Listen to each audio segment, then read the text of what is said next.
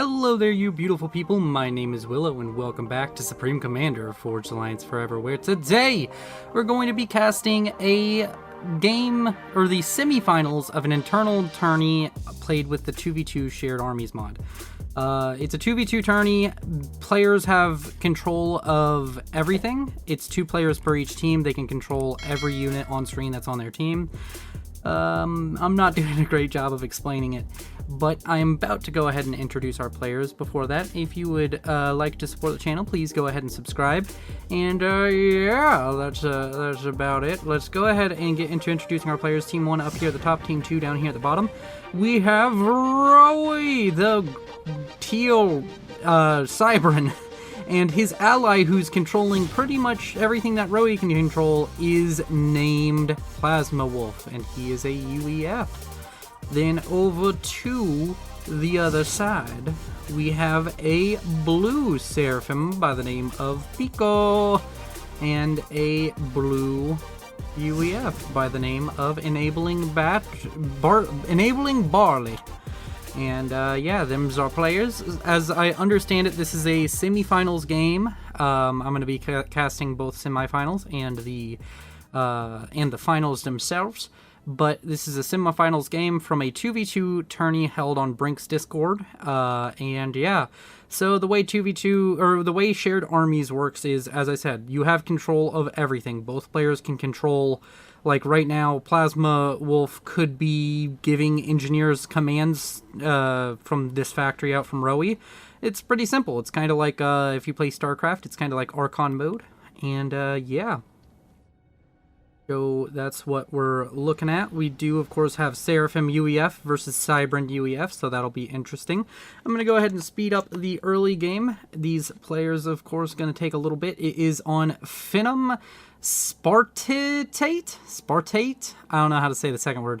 It's on Phenom, and that is, of course, a 10x10 map. It's a little bit of different distance in between each of the teams. We do have a scout and some bombers now coming out from the top team. It's going to be a little bit hard because we can't tell exactly who it is, so we're just going to say top team and bottom team for a lot of this. We do have, of course, these bombers coming out, and as you can see, there's 2 players, so they both can micro a bomber each, both of them having 1 bomber. We do have our first drop coming out from this Scorcher, going to be killing off a engineer, and then we're going to have a Cybran Zeus bomber. We also have some interceptors out, and of course, with the more APM you have, the more you can micro all of these bombers and these interceptors, and basically it's playing with double APM.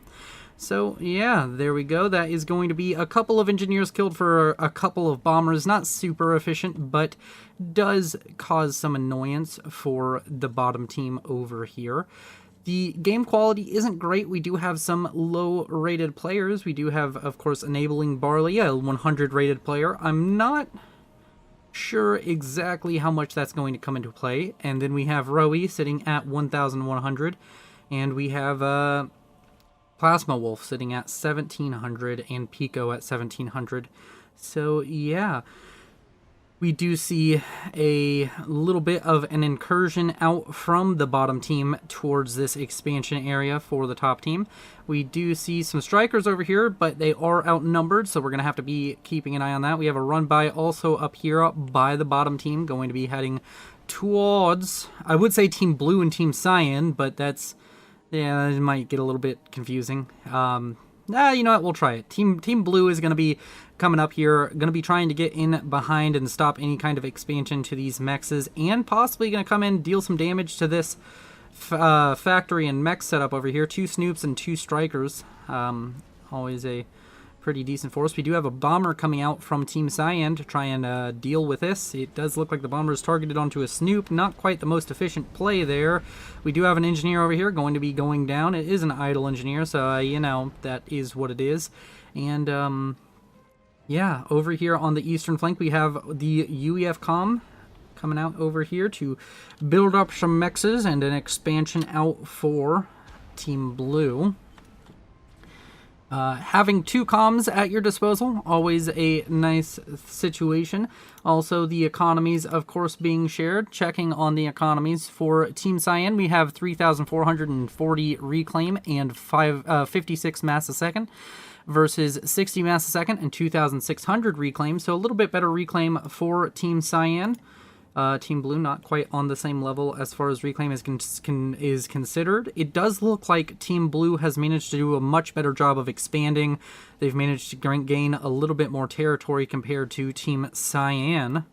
Meanwhile, we have, of course, the Zeus coming out over here. Going to be doing its own work. The comm over here, the UEF comm, and the UEF structures and units are just kind of moving out, trying to take some land away from Team Cyan, and meanwhile, Team Cyan sending out comm and units of their own to try and take over some territory over here from Team Blue. Very interesting. Meanwhile, we have a bomber and some interceptors now over here. The bomber play out from Team Cyan is going to be giving them a small advantage. Scorchers and Zeus's galore are going to be killing off a lot of this T1 spam that's out for pretty much nothing. Since there's no anti-air hovering about, we don't see any kind of threat on them, and air control is kind of in their hands with all of these interceptors. Interceptors coming out from Team Blue to try and deal with these bombers. Does look like these bombers are going to get a few more kills, but that is going to be about it. Meanwhile, all of these interceptors going to work on each other. We have an air battle going on. You can see all of these interceptors turning, trying to get shots off. I think that Team Blue is going to win that, and yes, they do indeed win it. Meanwhile, over here to the south, we have gun speed and range going on to that Seraphim commander for Team Blue. And we have a few Mantis and Thoms getting into an engagement with each other. Occasional Zooey thrown in there and a Medusa for good measure. Going to be fighting it out, and these units are going to be dying for Team Cyan. Team Cyan taking an L right there in that little land incursion, but we do have the Cybercom for Team Cyan now out over here, building up a factory and a mech's going to be able to get up a lot of production over here and possibly be able to fight towards the main bases of Team Blue. We had a radar in there. That was a really nice position for it, but we do see it get killed off as the Scorcher bomber makes its pass. Meanwhile, we have a bit of a push now coming out from Enabling Barley, going to be making its way towards these units out from Team Cyan. I keep on saying the name Enabling Barley, but this could be very well controlled by Pico.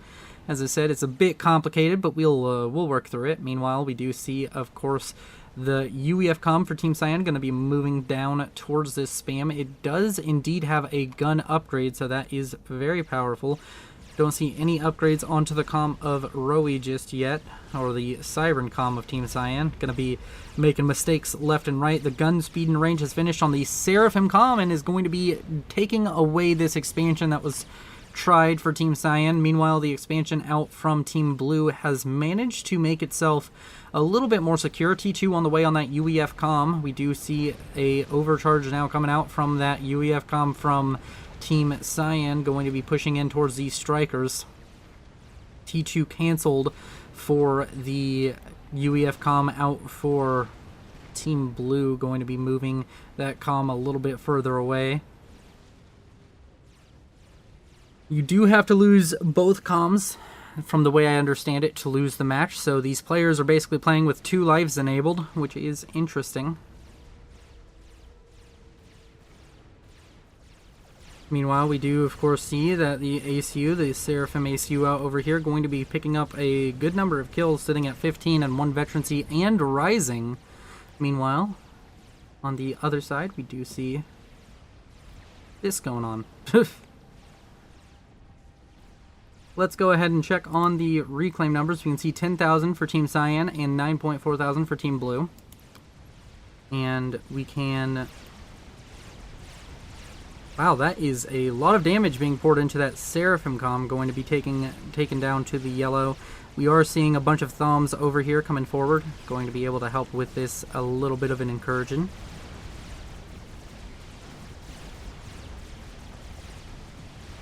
And the Seraphim comm there going to be perfectly fine as it continues to push off this attempted attack out from the team with the cyan colors. I really don't... I'm kind of confusing myself on how I should cast this because I'm like, oh, this...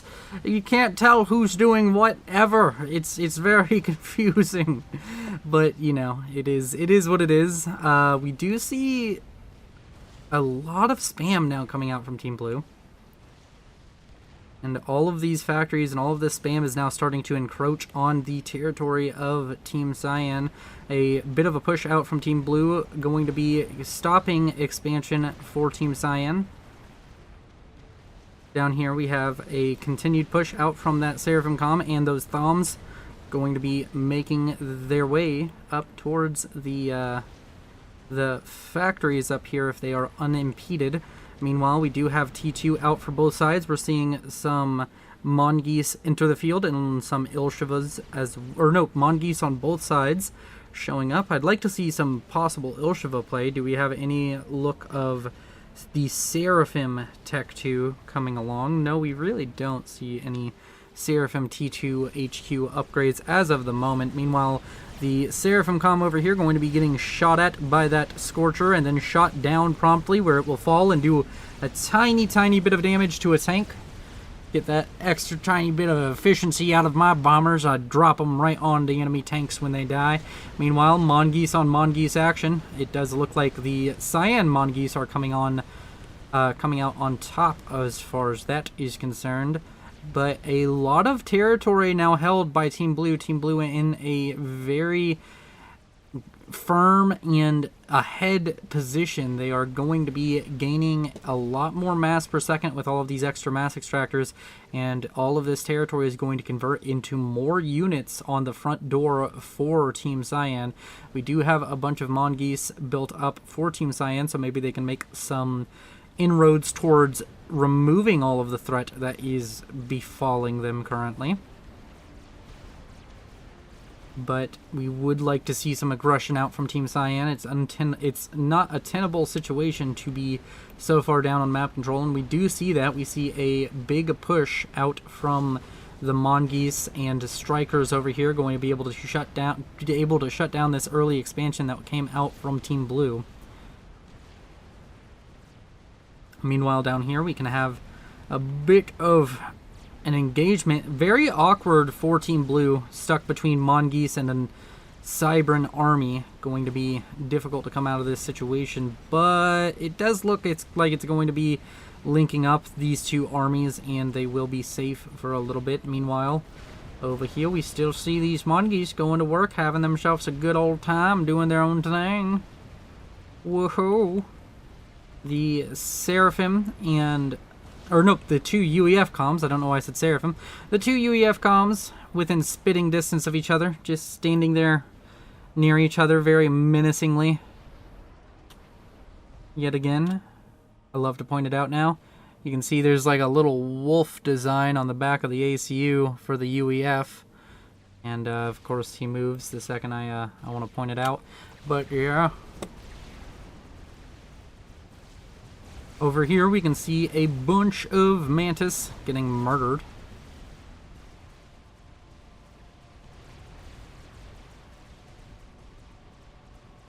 And there is a lot of movement going on the map right now. It does seem that Team Cyan is gaining a bit more ground. There are some now triads being built up by the T2 engineers that have been spammed out of this factory right here, and going to be trying to make this position a bit more defensible, but I'm not sure if it's quite enough. Going to be having a lot of T2 units out over here very quickly.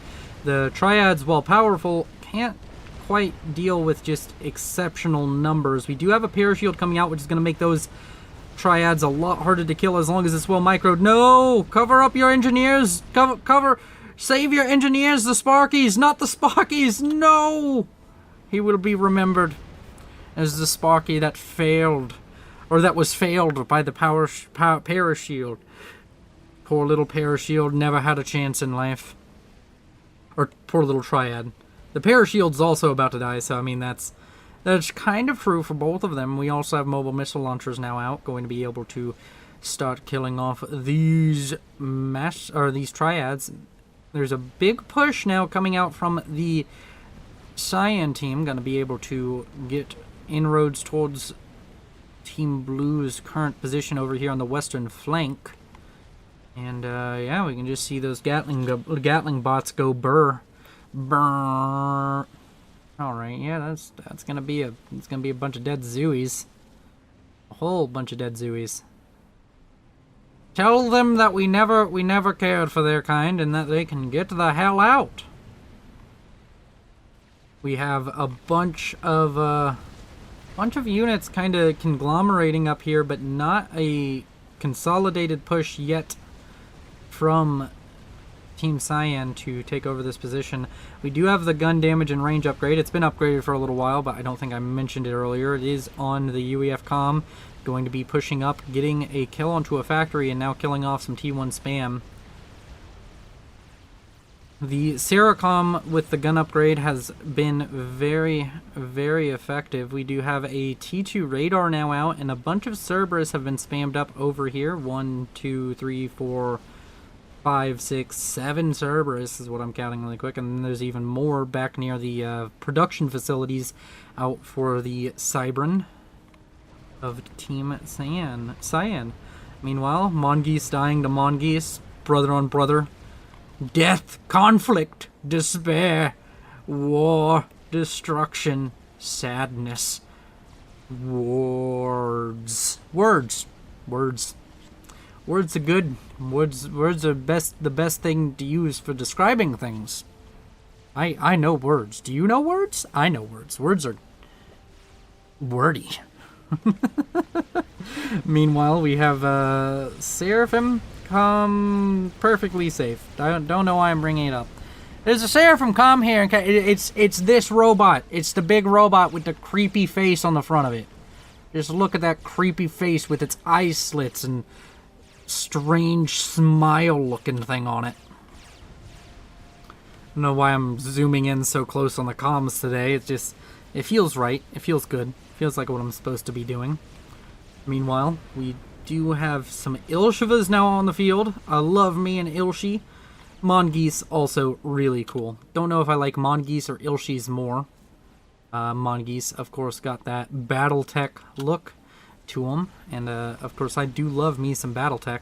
Meanwhile, the Seraphim comm out for Team Blue is in a very bad situation. That's a lot of Mantis.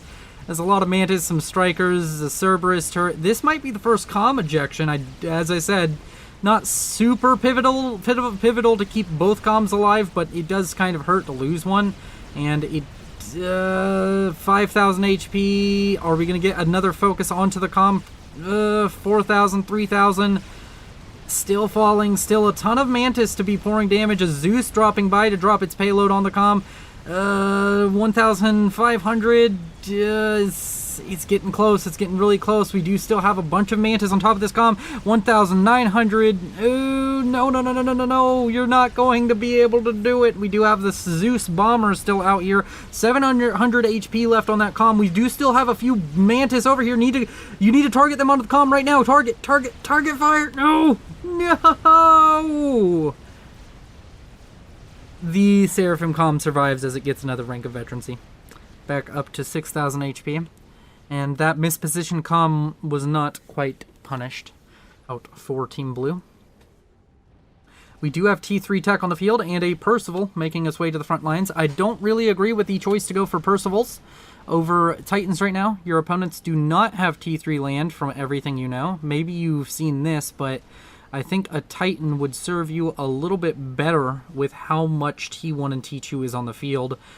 You could get a larger amount of inroads for your efforts. Meanwhile, we do have a bunch of Ilshivas trying to hold the lines against the Mantis hordes.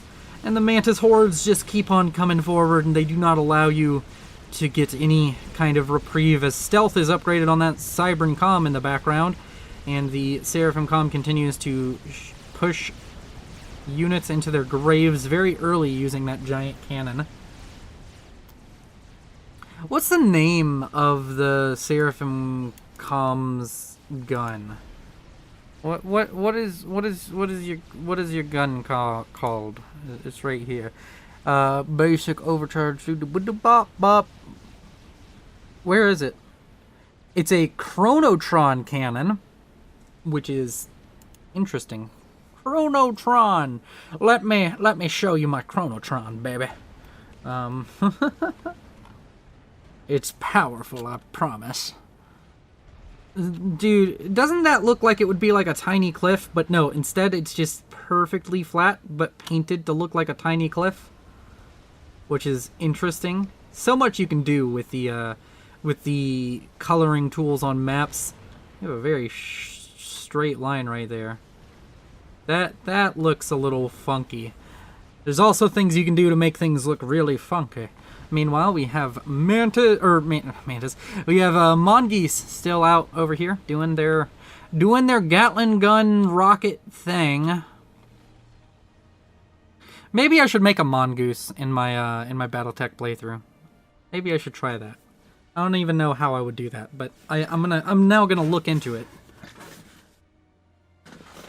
Need like a rotary autocannon and some small range or medium range missile launchers. Or rocket launchers, I guess. Meanwhile, we do have the UEF comm going to be making its way into the water. I don't quite know why. I guess it's just for safekeeping. You know, you can never be too safe as you wade into the water over here. And there we go. Completely submerged commander. That's the game I want to play. I'm so tired of this this Supreme Commander bullshit. Let's play Submerged Commander. Or Submerged Commander. Let's play... Yeah, Submerged Commander. That would be a great game. Meanwhile, over here, there's a tactical missile launcher. And it's killing off a lot of mass. That is not good. You need TMD. Yep, going to get a lot of inroads and a lot of progress done with that. Going to be hurting the Team Cyan economy quite heavily, and it wasn't like they were ahead on economy to begin with. So that is painful for Team Cyan. Rowie and Plasma Wolf going to have to... Rowie. I know somebody told me that. I think it's Rowie is how you're supposed to say it, but I like Rowie. It sounds more I don't know, raunchy. Oh yeah, my name is Rowie. By the way, hi Rowie if you're watching this. Meanwhile, we do have Titans doing Titan things and being annoying to everything that isn't a Percival or a Brick. I guess you could throw Harbingers on there and Othams, but Percival and Brick is the two that are really just do not give a fuck about Titans existing. Oh look, the mongoose still getting long range stuff done. Still mongoosing about. Mongoosing. They got their Gatling guns and their cannons and they don't care. Ilshivas and Percivals working together is kind of a scary thought, because Ilshivas are super strong at killing off T2 and T1 units, and Percivals are super strong at killing off everything else. Meanwhile, there's a huge air battle going on. Let's go ahead and just get a cinematic view of everything going on right now. Oh yeah, just look at it. It's beautiful. Gaze upon my empire of destruction. We do have a dead broadsword very soon. Yep, very dead. Very dead. The forces out from Team Blue, forced back.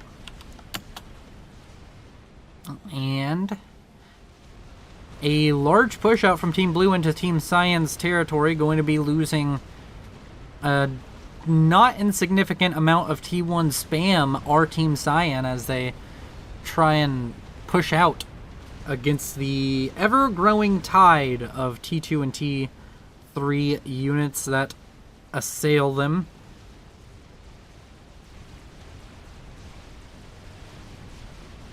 And that's... the Cerberus turrets have slowly been eroded away. New ones being constructed, but I'm not sure if it's quite enough. While there is a concerted push of Percivals and Ilshivas now making their way to the main production facility for the UEF for Team Cyan. We do have some Titans showing up to try and help out, but I don't know if it's quite enough. There is Percivals mixed in here, so the Titans cannot go toe-to-toe with Percivals.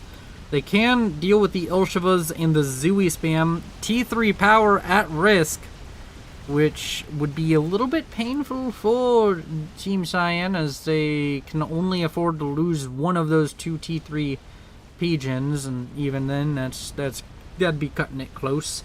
But T3 air out for Team Cyan could be a way out of it for them. The T3 air can be exceptionally powerful if given some time, and that's why we have such a concerted push out from Team Blue to try and shut down this air production before it becomes a major issue for Team Blue. A T2 pigeon now going to be going down, but that is just a T2 pigeon. We do have the comm, the UEF comm for Team Cyan out over here. Going to be able to overcharge and kill off that one Percival that was remaining. And now we have Titans coming out to try and help with this. And we're going to be seeing that T3 power go down. And with that, we are now in a power stall. They're living off of their reclaim currently, or their storage currently. And this could go absolutely horribly if they are unable to get up some more T2 or T3 power generators. Only slightly negative as of the moment, only 270, but here soon they're on a timer. It's 600. They only have about 20 max seconds left to find out their power situation. Otherwise you have to start pausing some of this production, and nobody wants to do that now, do they? The Seraphim comm over here still in the thick of it, still fighting. 92 kills and 4 veterans he's on that comm. Another push out from these Cybern units for Team Cyan, but now there's a fire base and there's T3 units here to defend, but it looks like there's been power struggles. Literally, they're struggling for power for Team Blue, and that has made the shield not quite as reliable as it needed to be. But it does look like the shield, the Othams, and the comm here are going to be able to hold off this push out from Team Cyan. And we have a whole bunch of Percivals and Titans and Parashields and Mongoose and occasional Strikers out over here to try and push forward. There's a decent number of Triads. The Triads will kill off Titans. They'll kill off anything here given enough time, but Percivals are a bit better at killing them off than anything else. GG, well played coming out from Team Cyan, and the comms are Control K'd, and that is the end of the game. So thank you for joining me for this semifinals cast. We're going to be casting the other semifinal and the finals later this week, so yeah, stay tuned for that. And if you liked it, like it, subscribe if you want to see more. If you disliked it, dislike it. And thank you to my patrons, Timothy Calderwood, Sergeant Syphilis, and Nogthar. And I will see you in the next video. Bye-bye!